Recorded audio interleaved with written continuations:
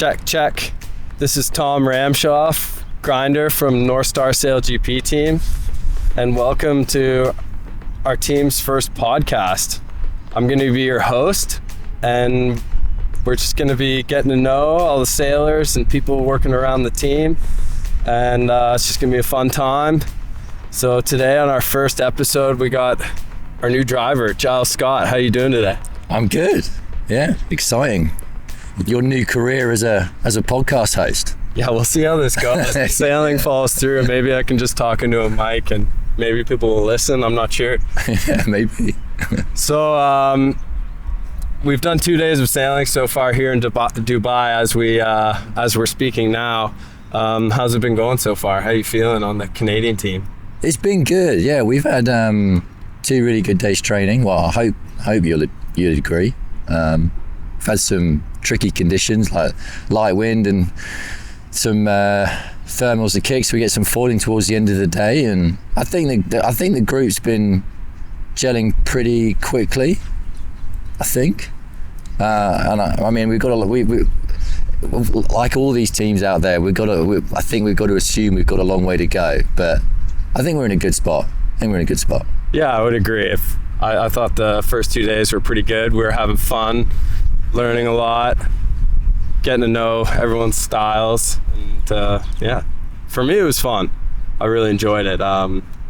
Yeah, looking forward to the regatta. We'll see how it goes. This will probably come out after, so we can just assume we've already done very well. Touch wood, eh?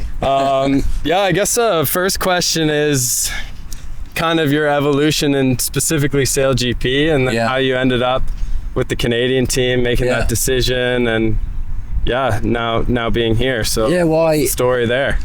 I suppose I'm still quite new to SailGP, but obviously, you know, I was with the British team for the back half of last season. I came in halfway through. My first event was what was it? Was it?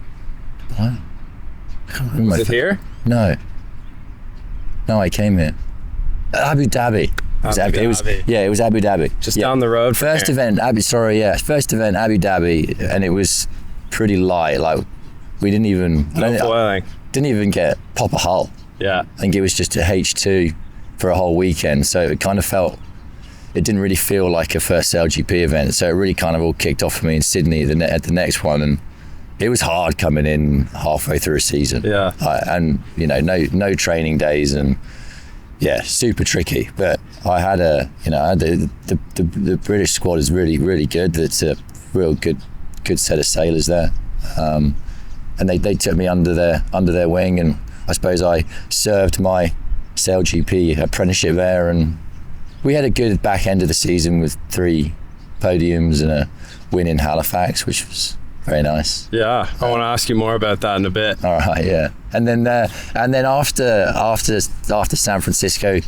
I focused back in on the America's Cup. But throughout that period, I had a phone call from Phil Kennard, our new CEO, and he was kind of ultimately he was fishing and asked me if I'd be interested in considering joining the Canadians, and my initial response, in all honesty, was, well, I'm in a good spot at a good team, and you know, I was reasonably committed to the British program for this season. But the more we talked, he told me what the plan was with the Canadians, the new ownership with Greg coming in, and really it was an opportunity for me to be at the forefront and take a leadership role and build something that felt quite new and fresh. And I just felt like it was something that I needed to step to in my sailing career. So I made the move, and of course as well the Canadian team has a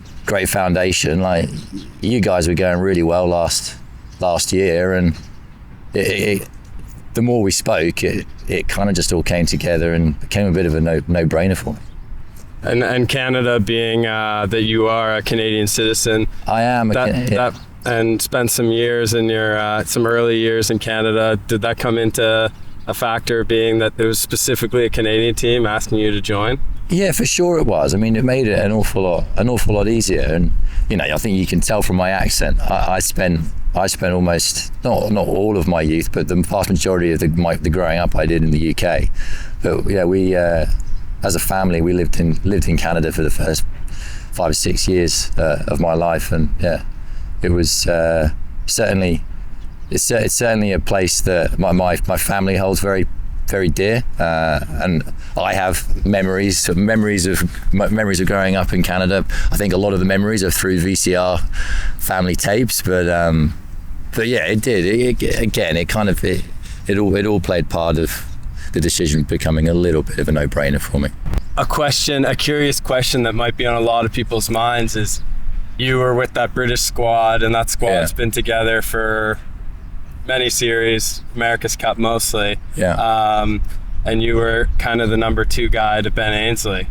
And then when you took on SailGP, I don't know, maybe you got too busy, and then that role of number 2 guy, being the support driver, got taken over in the Cup. Yeah, it did. Did that influence your decision that it was time to move over to something new and fresh on your own? Or? Well, I mean, yeah, it's a good question, and I think you're right to say that it's the obvious question that a lot of the sailing anoraks will come to was he pushed? Did he do it because he fell out with the Brits and with Ben? And was it the decision point of putting Dylan on in the second seat in the Cup to race with Ben? Was that all? Was it a push? And I mean, everything's a factor in a decision, but there's no bad blood there. Yeah, no hard feelings. No hard feelings. The decision was made. From a personal standpoint, I was on the wrong side of that. But no, it wasn't a huge factor. I'm still certainly close with that team, that organisation, especially given the link with the America's Cup. And no, it certainly wasn't the. Yeah, well, you were still on the rib with a really important role. What was your title at that point? The Cup, or? Well, my title throughout the Cup was. I was at the head of sailing, so I was running the sailing team alongside Ben, because Ben obviously has a really quite deep leadership role across the board within that organisation. So throughout the Cup, I kind of helped out on the day-to-day running of the sailing team. Just, as the Cup progressed, it was widely assumed that I was going to be driving, but that changed pretty late on the piece. And Ben and Dylan both did an amazing job, and I played my role in supporting that. And then with the timing of this move, you could maybe you're obviously asking the question yourself. Some people might be drawing conclusions, but there's obviously a lot of factors, and there's a lot of factors. But I think coming back to SailGP, I think that it's a little bit of a. I think it's potentially my move could be seen as a bit of a first domino being flicked in with sailors moving around different teams. I think you see it across many teams with a lot of moves. There's a lot of shake-up moves within the Aussie team, the Kiwis. A lot's changed, and I think the ground's moving a little bit, and the sport's developing, and a big part of that is going to be sailors moving around a little bit, I think. Yeah, I guess in the off season, the first it seemed like it was the first announcement, your transfer of all these transfers that have happened. But maybe it was. Do you think it was maybe the first one that became official, and then people started following? No, I don't think it was I think that was by chance. I'm not saying that. I don't think it was anything. It's possible. Maybe the first, but as I said, I think it's going to happen a little bit. And the nationality rule has changed a little bit, so it's now 3 and 3. So there's a little bit more scope for sailors to move around a little bit. Yeah, it seems like it's good for sailors to be, make the market more liquid. Yeah, I think it's sailors to be able to be in charge of their own destiny a bit. I think that's right. I think it's good. It's good on a number of levels. It's good for the sport as a whole, because it it keeps competition going, and I think it's good for for you, me, for sailors, because it creates a marketplace. You see it across almost every team sport, right? The athletes move around, and I'm certainly hopeful that there's not too much moving around from within our team now, but I think across the league it's going to happen a bit. Yeah, for sure. I feel like our teams, we've got a good thing going, so we'll hopefully I hope so. Follow through with that and have a good season. I guess one thing I would ask is just, I'm always curious about different sailors' development and how they got to where they are. So maybe if you could start from the beginning, like how you started out your sailing, and what did you play other sports as well growing up, or was it mostly? I did through school. I played a lot of sport. I was always keen on PE lessons and played a lot of rugby, and sailing was kind of the weekend sport. I got two brothers. I think it was really a way that my parents could keep the three of us from tearing each other's heads off, probably. Fair enough. So Saturdays and Sundays became sailing days down at a local sailing club. When I moved back to the UK, I lived in Bedfordshire, which is landlocked. There's lots of little reservoirs there. Okay. So I sailed on little reservoirs, and my first sailing experience was in a little Optimist at a kids learn to sail event. Got tied to a jetty and cast off in an oppie. Nice. In the winter. That sounds like pretty young then. It was young. It would have been like straight after we got back from Canada. So I'd have been, I don't know, 6-7 years old. Nice. And then I never wanted to race as a kid, but it just I don't know. I'm sure you're the same. It just slowly snowballed, and before you knew it, I was traveling around the country, like racing in a little dinghy called Topper, and then moved to a laser and qualified for a youth worlds, and then went Olympic campaigning, and it's kind of the beginning of the.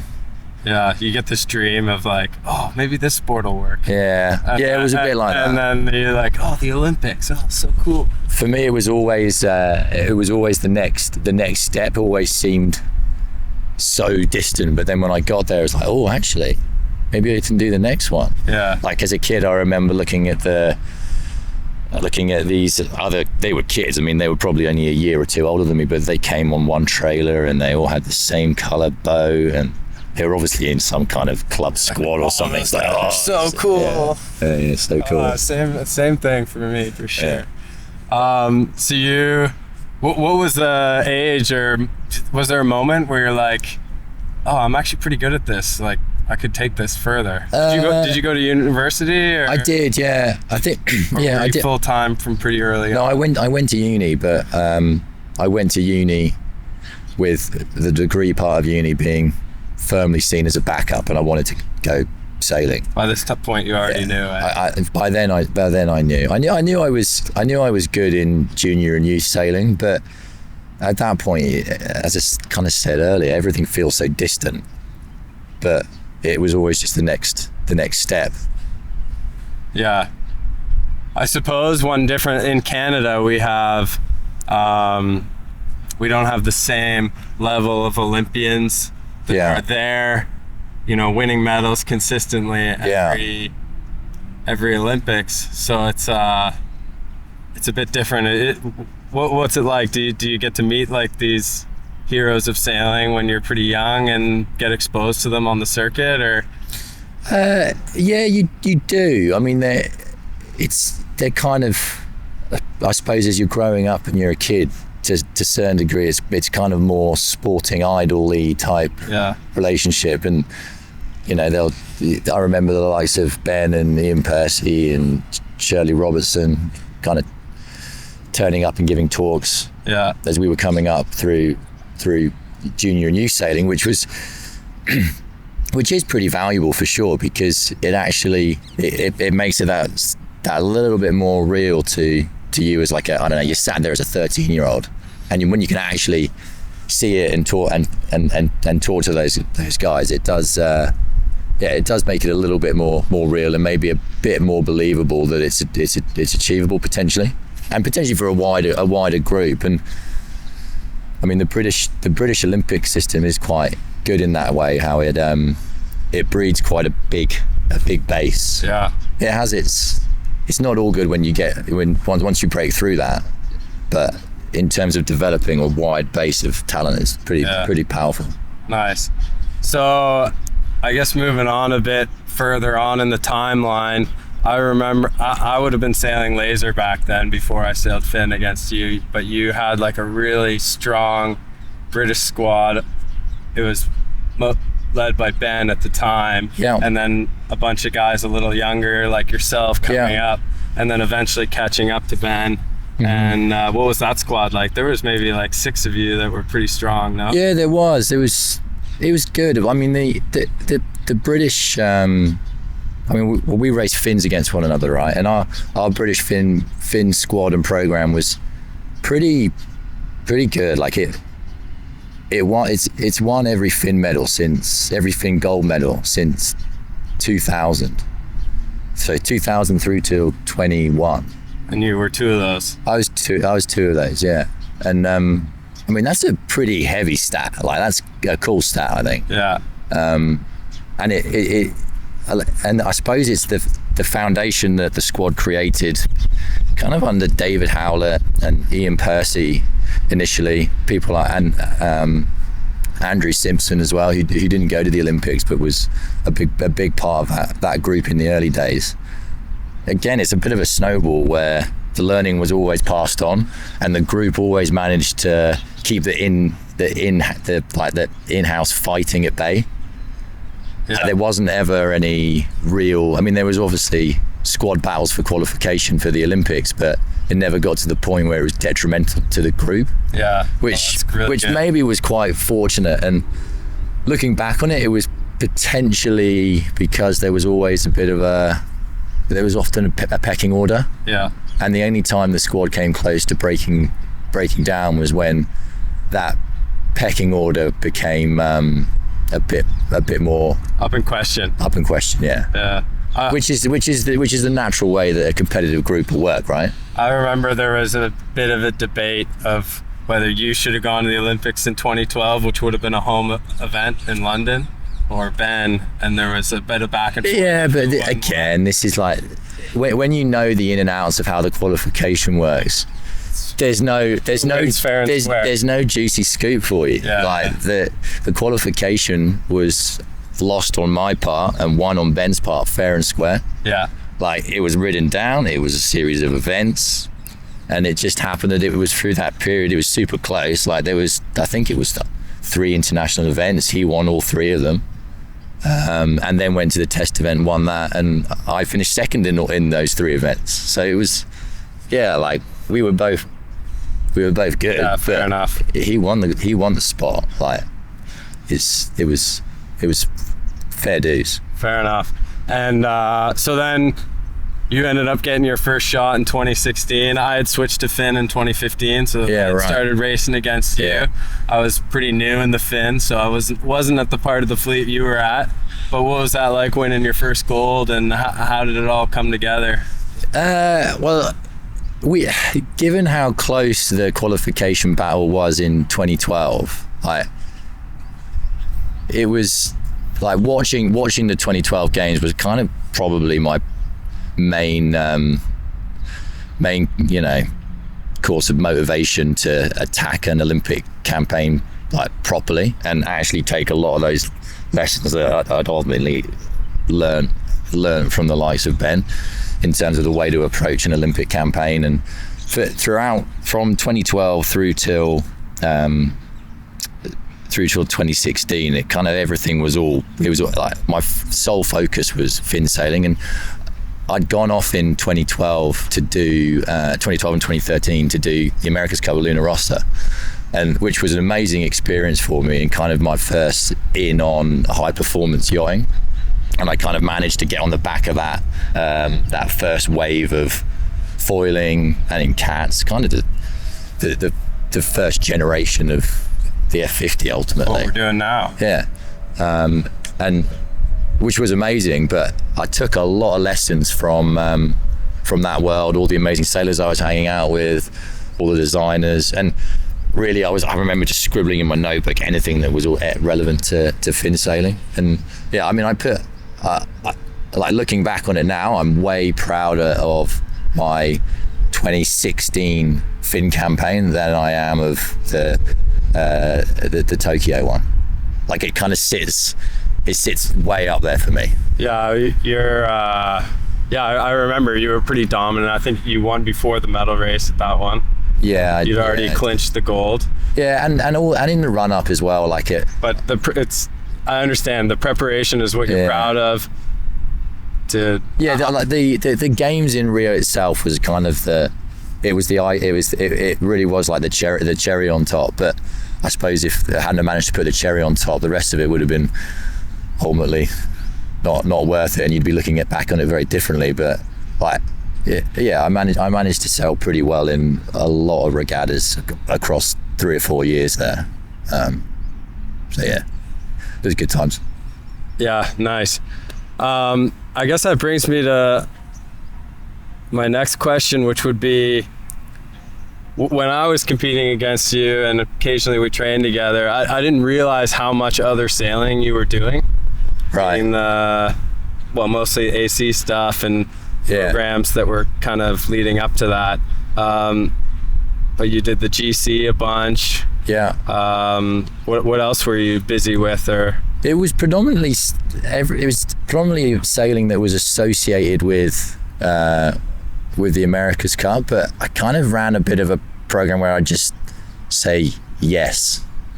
Kind of say yes until the calendar got too full, and then I'd reassess it. I had Matt Howard, my coach, would always kind of be quite on me in terms of when I'm overcooking it, doing. Yeah, you're actually taking real rest. Yeah, well, there wasn't really a lot of rest, but when you're doing something so different, you feel like I kind of felt like rest anyway.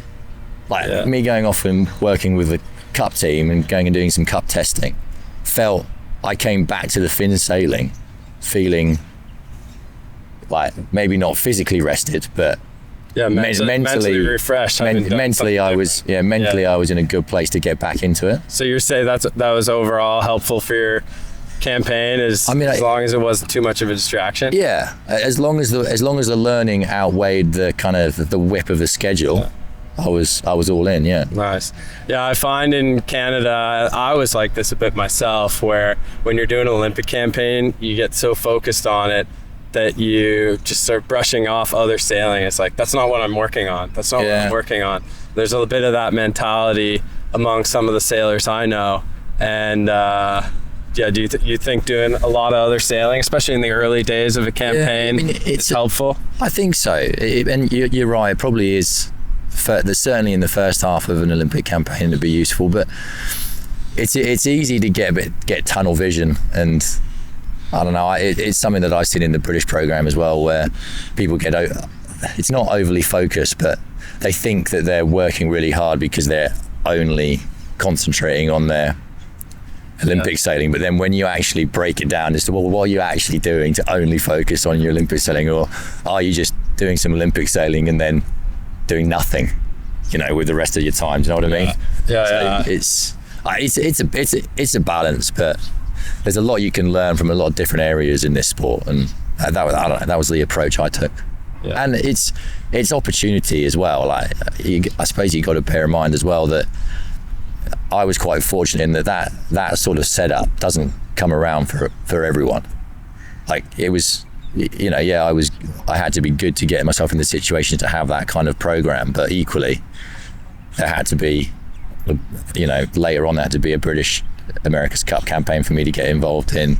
In the early days, I had to be in the right spot to join Luna Rossa, and arguably a big part of joining Luna Rossa was that I was freed up from not going to the Olympics and not qualifying, everything. I don't know, it's all cause and effect. And looking back, it's like, these things had to go exactly that way to follow the path I went on. And maybe they didn't, but it kind of all happened. It was all quite linked. Yeah. So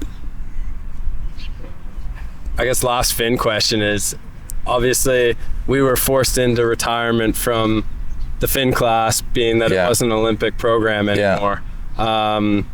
I'm not sure I would have done another one or not. I was going to say, I wasn't. What do you think? I don't feel like I was forced into retirement. Yeah, you were pretty much at the end, eh? I was done. I was done. I mean, don't get me wrong, I loved it and I love my Olympic sailing, but like Tokyo, I was hanging on by my fingernails. Yeah, I found the same, especially when it got extended the extra year for COVID.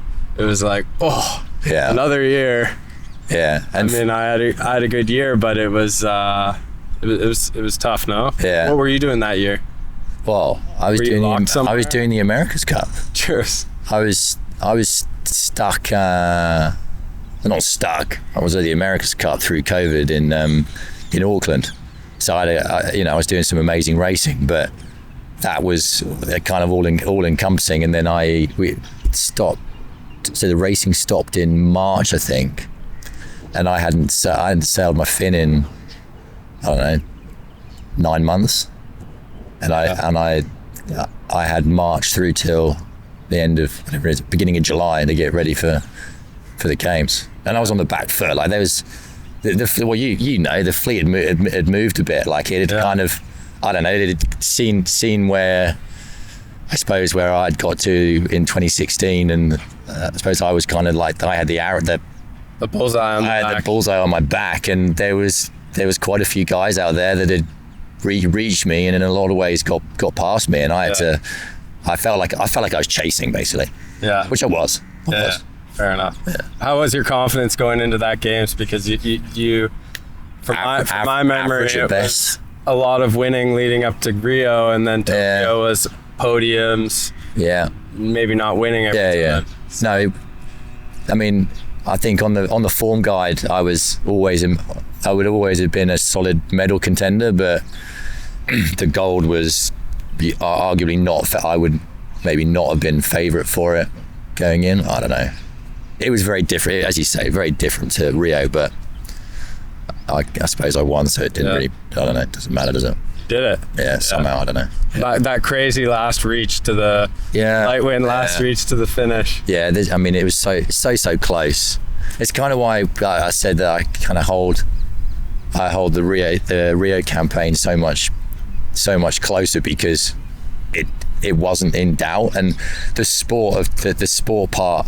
And I suppose that from a viewer's side, watching the Tokyo medal race would have been amazing. But from my standpoint, it just felt like, it was just so close. Yeah. And as a competitor, I don't want it.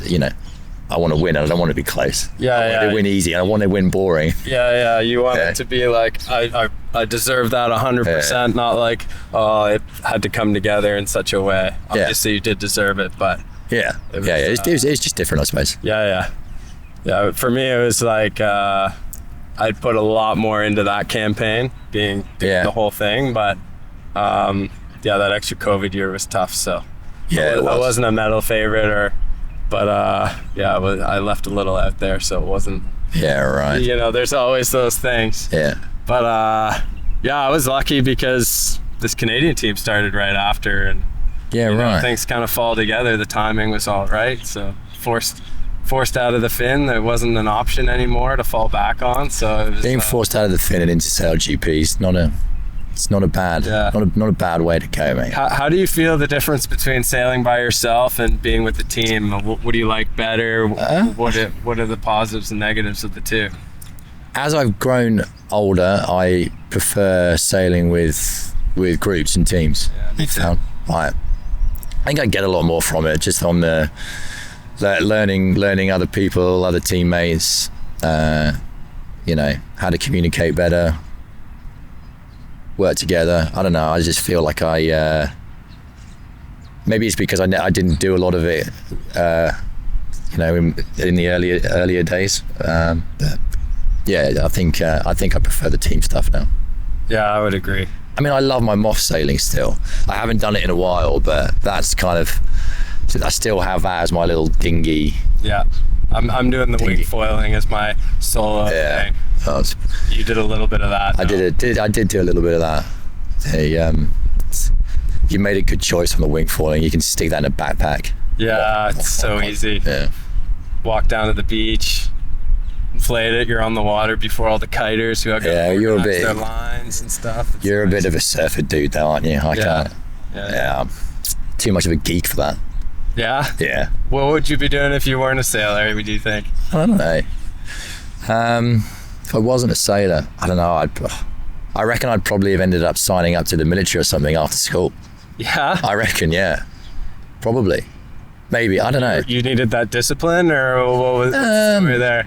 Needed to be outside doing something would probably been the primary reason, I reckon. I don't know. Fortunately, I didn't have to do it. Happy as I ended up. No, you never know. Because we're here. Yeah. Yeah, I don't know. I'd probably be some kind of beach bum. I don't know. The sailing definitely was there for me at the right time. But maybe I am kind of a beach bum. So that's all right. Yeah.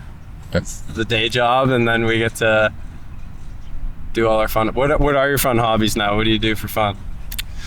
Good question. Allowed to say be a dad, be a family man. Well, yeah, I do. I'm a family man now. That's been a big switcheroo in the last year and a half. That's super cool, and that's a bit of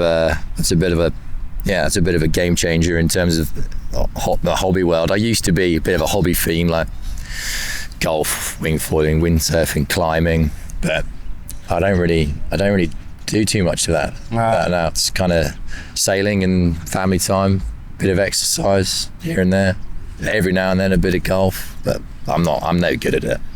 Not that good at golf? Nah. Just fun to get out with your friends. Yeah, exactly. Got some friends who are quite into it, and I'll go on some nice grass. I'll go and send some into the bushes, walk around, have a drive around in the golf cart. Yeah, I play about maybe once a year, and if I have a good game, I might play again that next week or something. Yeah. And then I'm like, wait, I don't actually like this enough to play it that often. Yeah. But it can be fun. Yeah. No, I stick with wing foiling, surfing, and just chilling. Yeah. That's not bad though, eh? Nah. Yeah. You live in Mexico now, right? So you got a good little spot down there. Yeah, I mean, I guess after the games in Tokyo, I kind of had nothing going on, and I just wanted to figure out what was next, and had some friends in Mexico, so I was like, yeah, I'll just go down there for a bit. And then meanwhile, the team started up, and then you can live anywhere because the circuit travels all over the world, so I just decided to stay put, and I've created a nice little life for myself down there, so can't complain about that. Yeah, nice. Got to come down and visit. Yeah, I should, yeah. Dust off the wing foil and come down during windy season. Yeah, right. You'll have a good time. Maybe you'll stay in Mexico too. Yeah, maybe. Okay, let's pull it back to SailGP a bit here. Yeah, right. Definitely do that. So especially with all the transfers this season, some teams will be kind of not starting from scratch, but having a bit of a learning curve to go through. I suppose us included, being the team is new to you and you're new to our team. What do you think our chances are? What's your speculation for how it's going to go? I think our chances are as good as a lot of other teams. Is the truth of it. Like, I think we should be in a good spot quite quickly. I hope. I mean, you never really know, but I don't see any reason why we shouldn't be able to be right up there in the season. But I kind of assume you'd agree that if we could satellite ourselves into quite a few other teams, they'd be saying the same thing. It's close, and I think it's gonna, over the course of a season, it's going to come down to some pretty fine margins and being consistent. And I think certainly from last season and what I saw of through just doing a half season, that with SailGP, you have to view last season it was, what was it 12 events? No, 12. There was 12 events last season, so 12 events last season, 14 this season.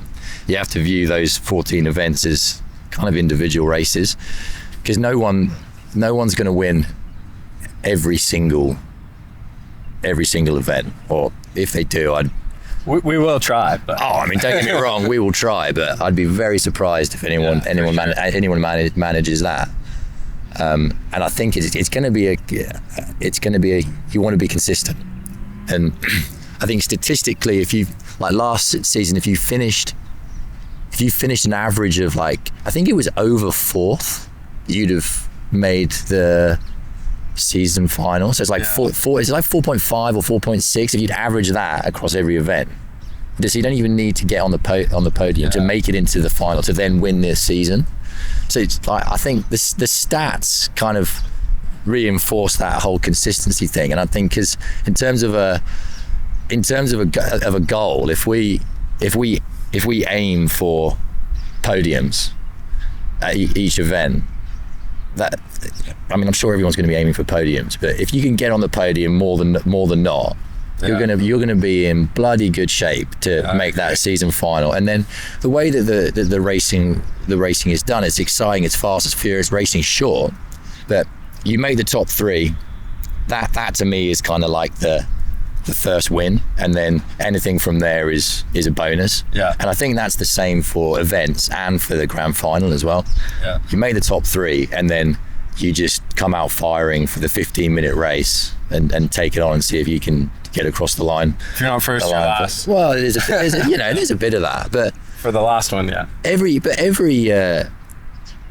team that races in the league can win races, right? So it wouldn't take much if you suddenly send the boat in 10th into the final race of the top 3, they'd still have a solid shot at winning that race. I mean, maybe not quite as much as the top team who's really consistent and generally better and more on it. I suppose there's just a lot of jeopardy in the league, and it's there's a lot of management, and I think for us, we need to be able to make the most out of the highs and dig out of the lows, because every single team's going to have them. Last season we had some highs and some lows, but I think what really hurt our season is we just had 2 events, one with penalty points and one where our boat didn't work. And you're just kind of out of contention for the top 3 or just on the edge of contention. And that wasn't talked about so much. We were just thought of as a mid-fleet team, but it actually felt from the inside that we were, kind of breaching into that top 3. And then I think your team was the same, where there were some penalty points earlier in the season that wasn't talked about as much. There's quite a few teams that were in that situation, and some had it, some didn't get the run of the green as good as others in that regard. But we had penalty points, and there's I remember we got penalty points in my first event in Abu Dhabi with. We're racing around in H2 and the boats were so close, but there's this contact rule. And we had this little, like, tiniest little tap. Tiny little suddenly it's season points and event points. Like, oh God, like. It's like that. You gotta be, like, all the teams out there got to be careful to manage that, and actually managing these the Middle Eastern events particularly, because they're notoriously light. Things get light, boats get close. Suddenly a little tap here, a little tap there is penalty points. Ruin a season. I think you nailed it with just being consistent and treating it like each regatta is a race for an overall series. And staying out of that bottom will be pretty key, and just being consistent. You don't get a drop race in this series, so it'll be fun to see how it goes. And I mean, we need to, don't get me wrong, let's beat the stat and aim at averaging better than a 4 point whatever it is. But I think as I said, it's highs and lows in SailGP. So there was I don't know if you listened to it, but a SailGP podcast with Stevie and Lisa. And then at the end... No, I didn't listen to it. At the end, they came out with some predictions on how the teams would finish, and their predictions were pretty similar. And they put us in, I believe, 6th and 7th. And what do you think of that? I mean, I don't know. It's like, noise. Whatever. Yeah, it's noise. I treat it as noise. Nonsense noise. I mean, Phil Kennard, our CEO, messaged me a screenshot of it, and my response to him was like, "Mate, you gotta no, don't get involved in." But the noise is fun sometimes. It is fun, but we're here to compete, and we don't need to worry about any of that. Yeah. That's not our bag. But you feel better than 6th or 7th. Yeah, for sure. Of course. Of course. I come back to what I said earlier.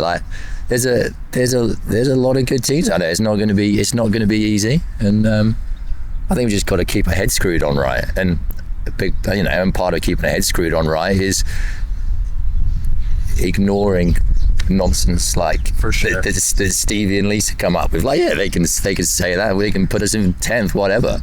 It's not going to change what the result is at the end of the season, is it? Nah. They're sat in a booth commentating. in London. In London, don't worry about it.